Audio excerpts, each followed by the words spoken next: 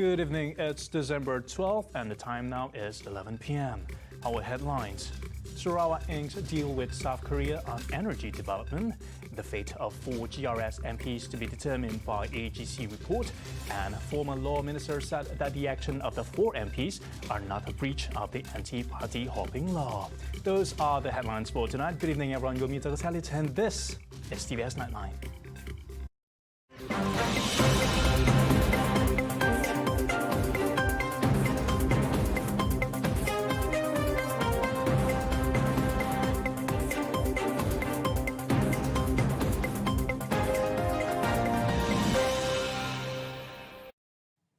We'll begin with this story. To meet the world's demand for cleaner energy, Sarawak will be focusing on developing and implementing technologies across the value chain, which includes collaborative efforts with other countries. Hence, Sarawak, through Petroleum Sarawak Berhad or Petros, has signed a memorandum of understanding with POSCO Group, South Korea's largest steel producer.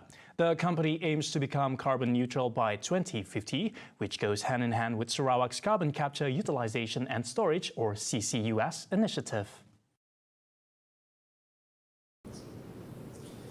In this regard, Sarawak's initiative in CCUS aims to support green energy businesses in line with the global financial movement towards environmental, social, and governance (ESG) framework. Petros, given its technical skill and know-how, is the resource manager for CCUS, with the support by the Ministry of Energy and Environmental Sustainability, and also Ministry of Urban Development and Natural Resources. It happened, both ministries headed by myself. The Sarawak government has also recently updated the Sarawak Land Code Ordinance and developed CCUS standards to be included in the legislation of regulating the new business opportunity. He spoke at the MOU signing between Petros and POSCO on Monday. Abang Johari witnessed the inking of the MOU, which were inked between Petros chairman An Yingao, executive vice president of POSCO Group Cho Ju Ik, POSCO's head of hydrogen business unit, engineering and construction, Jeong Woo Sik, and POSCO's head of hydrogen business unit for international cooperation, Yu Yang Jae. Joik, in his speech, said that POSCO is the largest carbon emitter in South Korea due to the carbon-intensive nature of the industry and is aspiring to transition into cleaner energy. Our plan is to transition from blast furnace steelmaking to hydrogen-based steelmaking or hydrogen reduction steelmaking. At the same time, we will adopt CCUS to directly reduce carbon dioxide emissions. POSCO Group will not only make efforts for our own decarbonization, but also we will look for measures to support Sarawak and Petros's carbon net zero commitments. We will also make our best efforts to help with Sarawak's net zero goals and economic development. The collaboration between Petros and POSCO achieved through the MOU signed today was the brainchild of Abang Johari during his visit to POSCO's center in Korea last September. Also present were State Secretary Dato' Amar Muhammad Abu Bakar Marzuki, State Financial Secretary Dato' Sri Dr. Wan Lizosman Wan Omar, Deputy Minister of Energy and Environmental Sustainability Dr. Hazlan Abang Hipni, and Petros Chairman Tan Sri Dato' Amar Dr. Hamid Bugo. The status of 4 Sabah MPs elected under the Gabungan Rakyat Sabah or GRS ticket fate will be determined once the official report from the Attorney General's Chamber or AGC is issued. Minister in the Prime Minister's Department Law and Institutional Reform, Dato' Sri Azalina Othman Said, said the matter will be assessed under Article 49A of the Federal Constitution of the Anti-Party Hopping Bill, in which the Dewan Rakyat Speaker would have 21 days to decide after receiving an official notification. Now, on the line with us, we have our colleague Amirul Mukimin live from Sabah. Amirul, tell us on the details. Thank you, Douglas. Today we're reporting live from Kota Kinabalu, Sabah regarding about the court section to take as the regard of 4 MPs from Sabah. who are said to have left the party lines with the Dewan speaker of the Dewan Rakyat. So today, question has been raised on the status of the 4 MP after GRS chairman Datuk Sri Haji Jinor announced on Saturday, December 10, that Sabah Bersatu leaders had anonymously decided to leave the party but will remain under GRS. The 4 MPs are Datuk Mat Bali Busa Spitang, Minister in the Prime Minister Department Datuk Armizan Muhammad Ali, Datuk Jonathan Yassin, and Deputy Tourism, Art and Culture Minister Khairul Firdaus Akbarhan. This show the tension of the politics in Sabah right now, where all of them are facing the consequences to the anti-op law. That we can see also the decision what course of action to take as a regard of 4 MPs depends on the Speaker Dewan Rakyat. And Dato' Azalina Othman also said that she also waiting for the Attorney General Chamber report to know actually what can be done about these 4 MPs, whether these 4 MPs will be vacant or they will be maintained of the Parliament Malaysia. Get back to you. Thank you so much, Amirul. Now, following that, former Law Minister Dr. Sri Wan Junaidi Tuanku Jaafar said that the 4 Gabungan Rakyat Sabah or GRS MPs are not in breach of the anti-hopping law and thus need not vacate their seats, as the 4 contested as direct GRS candidates in the 15th general election and not on the party Pribumi Bersatu or Bersatu ticket. In a statement, Wan Junaidi said that based on various reliable sources, the 4 MPs had left Bersatu in early October. Together with Sabah constitutional lawyer Tengku Datuk Fuad Ahmad, it added that the GRS pact with Bersatu ended in early October before the election took place in November. Thus, the 4 MPs' action did not breach the newly enacted law.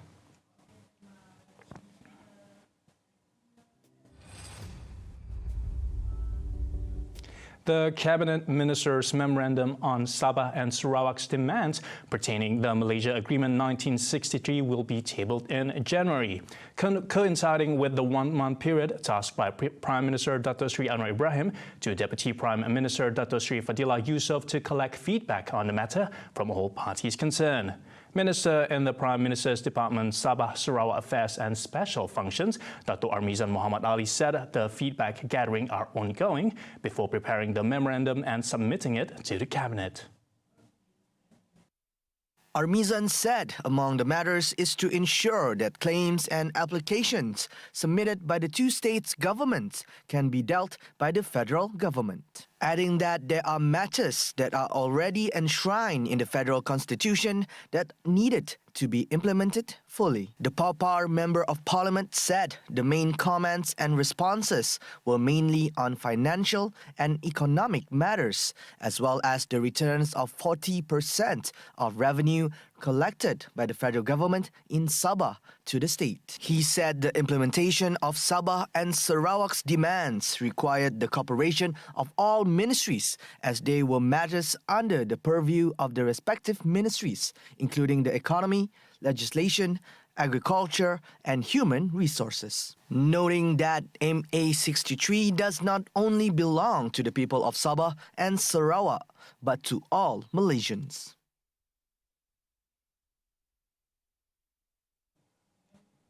Transport Minister Anthony Loke assured more domestic flights to Sabah and Sarawak will be made available this coming Chinese New Year and Hari Raya Aidilfitri by extending existing airport operating hours and address soaring airfares during next year's peak festive season. Loke revealed that he had discussed this with the Chief Executive of the Civil Aviation Authority of Malaysia, CAAM, to ensure that all air traffic towers and airports operate beyond their stipulated hours or past midnight to allow airline operators to operate additional flights on top of their scheduled flights during the period. Okay, CAAM telah pun memberikan komitmen kepada saya.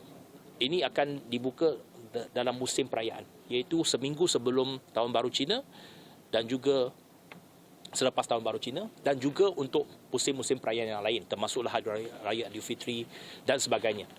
He told reporters on Monday, December 12, after a working visit to the Kuala Lumpur Air Traffic Control Centre complex. Lok further stressed that additional flights will result in lower airfares based on the dynamic pricing concept of the aviation industry. Saya menyeru semua syarikat penerbangan untuk menambah flight. Kerana dengan adanya penambahan flights, maka harga tiket kapal terbang dapat diturunkan. Sebab ini sesuatu yang agak logik. Kalau tak ada tambahan flight, penawaran kurang daripada permintaan ataupun demand more than supply, sudah tentunya dynamic pricing semua syarikat airline akan menyebabkan harga tiket kapal terbang meningkat.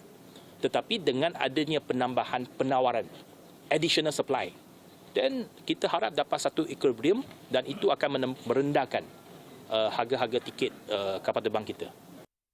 He said this move was in tandem with his general election campaign promise last month in Sibu, Sarawak.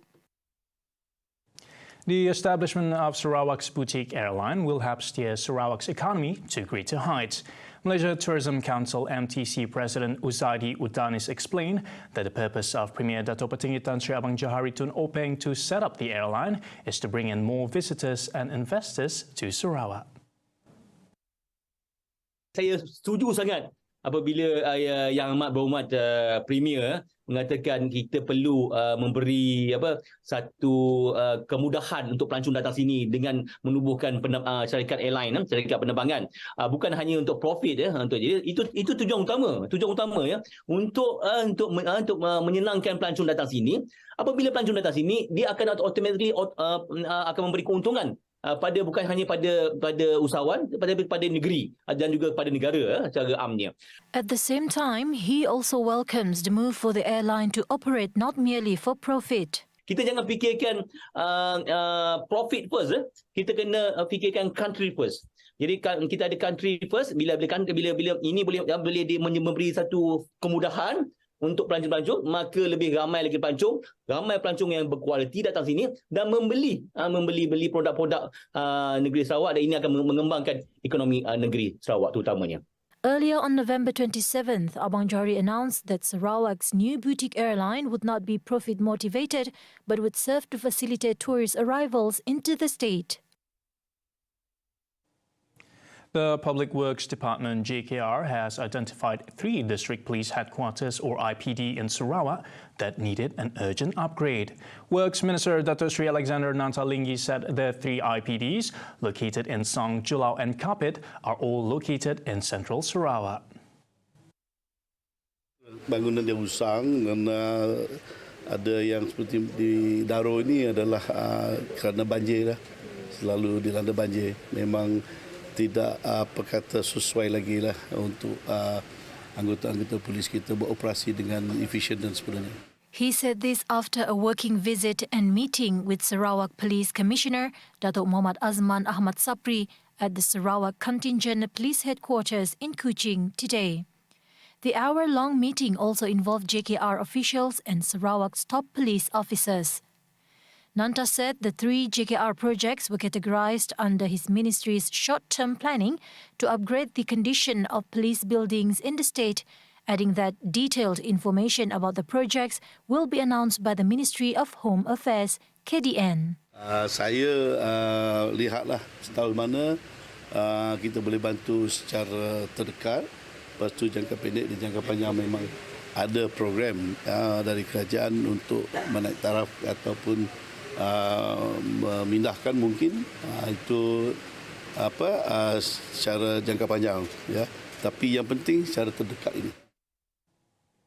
Sarawak police have detained a total of 240 individuals, including 10 women, suspected to be involved in various drug-related offences in a 3-day statewide operation dubbed the Ops Tapis Has, which began on December 6. Sarawak Commissioner of Police Dato' Muhammad Azman Ahmad Sapri said the suspects arrested were aged between 17 to 70. Pecahan jantina adalah 230 orang lelaki dan 10 orang wanita berumur di antara 17 hingga 70 tahun.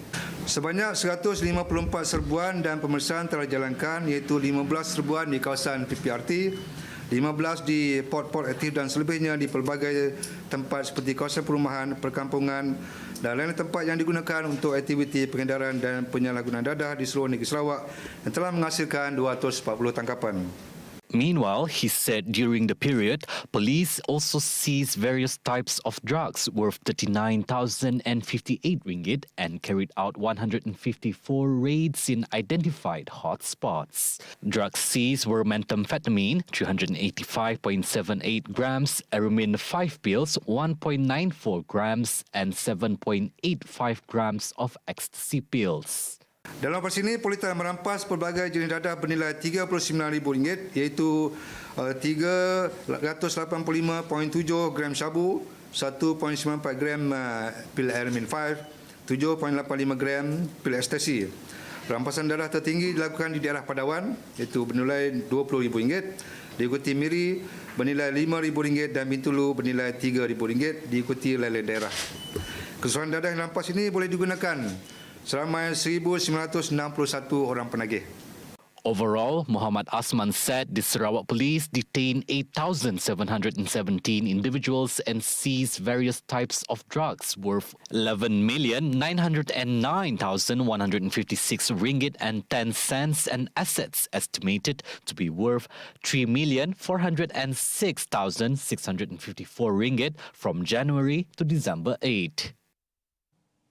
Still to come after the break, UMNO receives courtesy call from Timor-Leste President, plus heavy snow causes travel disruptions in London. Right here on TVS Nightline, stay tuned.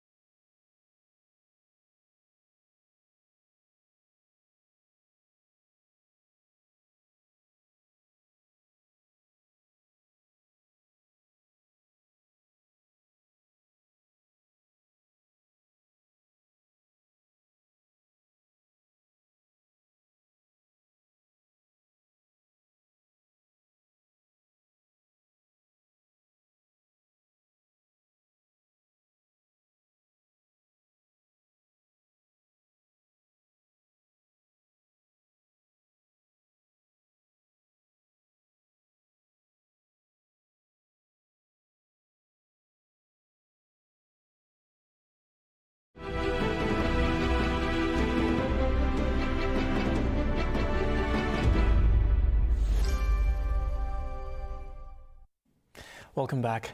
The Ministry of Tourism, Creative Industry and Performing Arts is ready to co-host the Bird Watching Festival with the Malaysian Nature Society slated to take place at Teluk Baku in Buntal, one of the migrating spots right here in Sarawak. According to the Ministry's Permanent Secretary, Datuk Hee Chang Kee, the festival has a high potential in promoting Sarawak as one of the main destinations for viewing bird migration. Buntal is such a meeting point for all the migratory birds. Can we have something like a bird watching festival? Yeah, probably that is a good idea. But I think probably see how we can work together. Probably the society, we can always give you grant. We have a lot of events grant.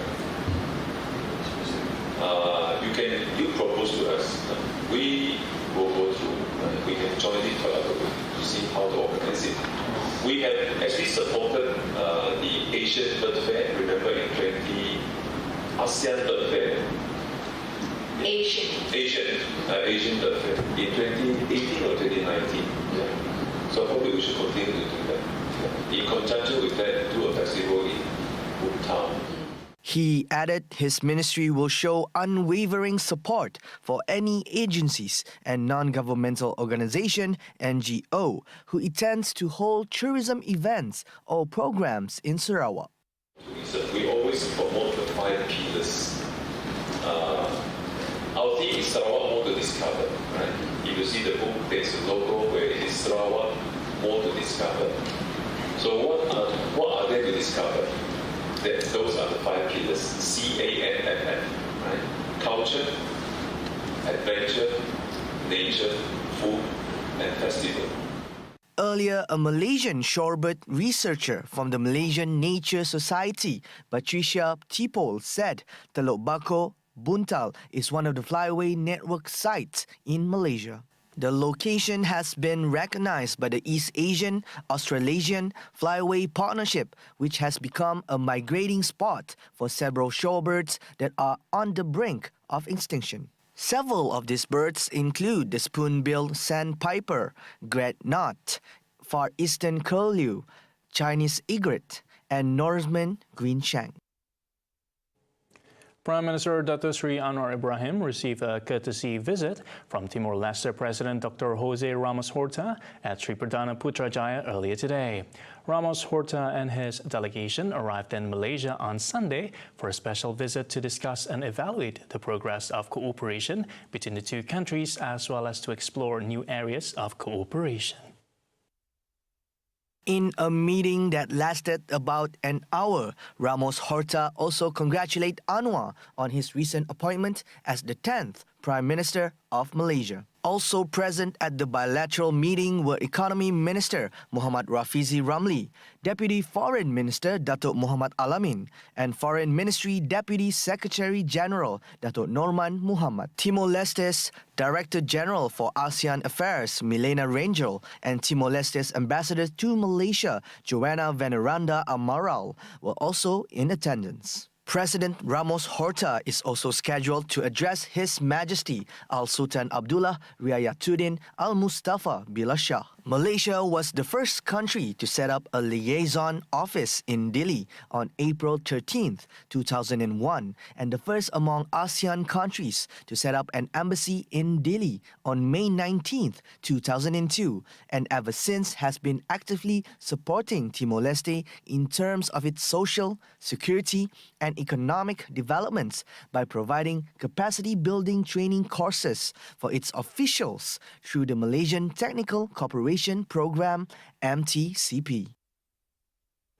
The Health Ministry will provide free sanitary pads in a bid to address the issue of period poverty in the country. Its Minister Dr. Zaliha Mustafa said for a start, the initiative would be implemented at her office at the Ministry of Health building. So kita buat mula di Pejabat Menteri, lepas tu di seluruh lah harapnya lah mendapat sokongan daripada kementerian juga di seluruh kementerian, dan kemungkinan selepas itu kita buat kerjasama lah mungkin dengan agensi ataupun dengan mungkin kementerian interministerial yang akan melihat khusus on period poverty. Asked whether she will submit a proposal to continue the provision of free sanitary pads as implemented through Budget 2022, she said the matter would be looked into for inclusion in Budget 2023. Previously, the government has provided monthly assistance of feminine hygiene kits to 130,000 teenagers from the B40 group under the Budget 2022. This, she said, is to reflect its concern over the issue of period poverty in Malaysia, which is at an alarming level. She told this to reporters after the MOH monthly assembly today. The Selangor government, through the State Budget 2023, has allocated 200,000 ringgit to empower women, including the provision of free sanitary pads, making it the first state to introduce such an initiative. Meanwhile, the MOH has introduced body cameras for its enforcement officers to ensure transparency and keep them safe while carrying out their duties.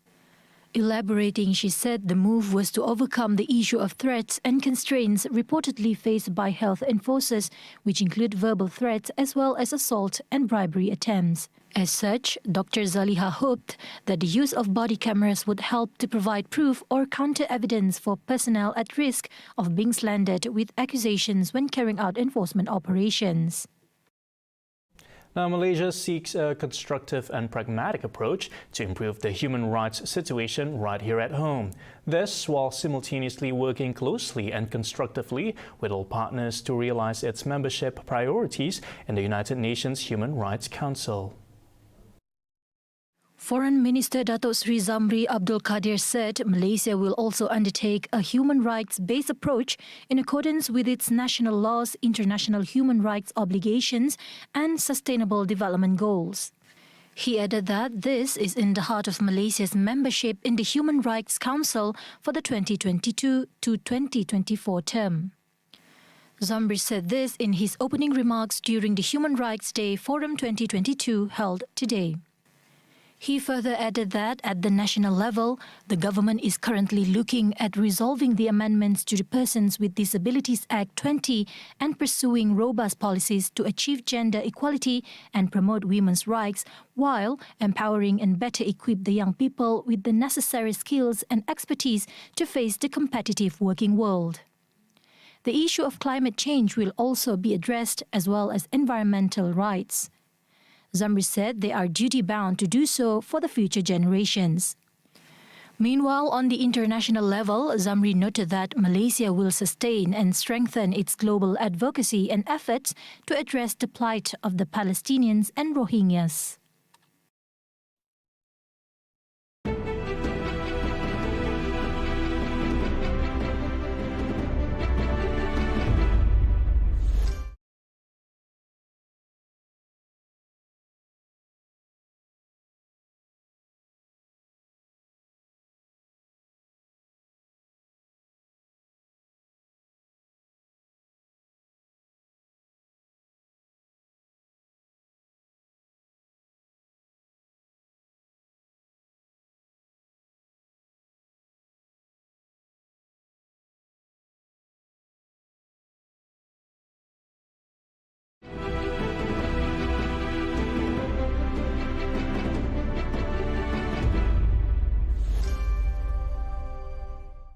You're watching TVS Nightline. Now, despite the relaxation of COVID-19 lockdown measures in China last week on Wednesday, small business owners said they continued to struggle to make a living, saying that the public remained cautious of going out.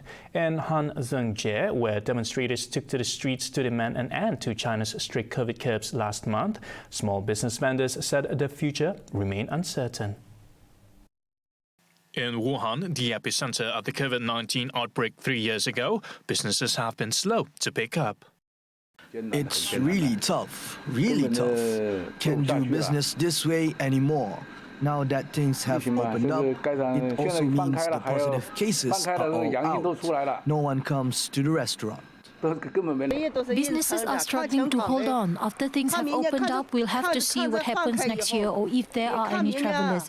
We have to see what the footfall will be like. If things are still the same next year, people will have to leave, you know. Meanwhile, in Beijing, residents flocked to clinics and pharmacies amidst rising infections across the city. Being worried doesn't help. You should just protect yourself. The more you worry, the more it affects you. It's best to protect yourself. Maybe elderly people should go out less. That's it. China reported 8,838 new COVID-19 infections on Sunday, of which 2,240 were symptomatic and 6,598 were asymptomatic. Heavy snowfall with freezing temperatures has caused travel disruption in multiple parts of the United Kingdom. Local UK media reported that the country's busiest airport, Heathrow, cancelled more than 50 flights on Monday morning due to fog. There have also been reports of suspended train services and motorway accidents due to ice buildup on the roads and train tracks by the weather. Even schools in the UK have been closed due to concerns for the safety of the staffs and students, but the curriculum will be delivered online. UK's Met Office predicts that the temperature will hover around 0 Celsius, which the snow will quickly turn into ice, while in Scotland it is possible to go even negative 15 Celsius. Therefore, a severe weather warning has been put in place as the Snowmageddon is set to continue, with further disruption possible. And that wraps TVS Nightline tonight. My name is Douglas Elliott. Thank you for watching.